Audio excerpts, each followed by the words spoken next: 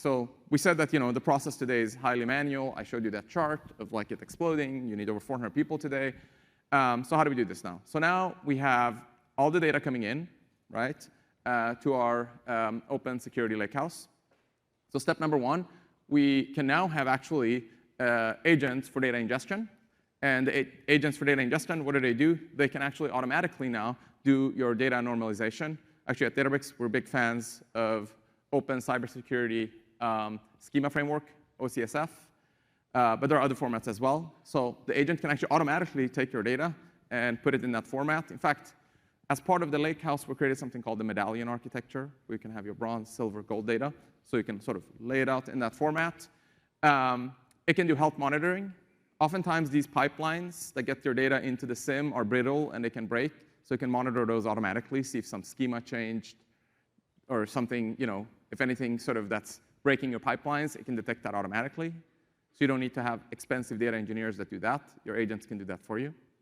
They can even, in fact, actually go ahead and fix errors in the pipelines. And they can actually rewrite the code and see, OK, maybe we need to change the schema here to allow for this pipeline to continue. Or maybe we should quarantine some of the data but not break the pipeline.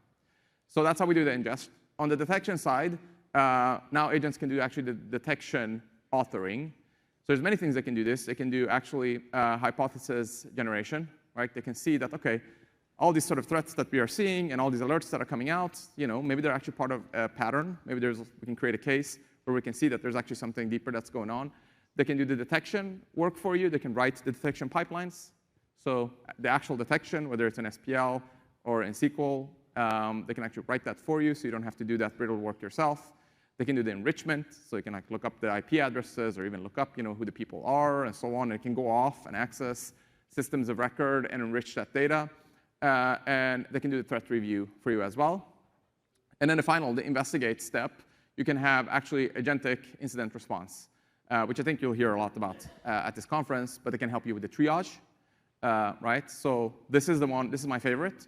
So instead of CISOs or their teams waking up to 500 alerts or whatever it is every morning, and then just marking through them very quickly without really looking at them, because you don't have 400 people, and it's a very tedious job, we actually can have agents do a first pass on this really, really well, right?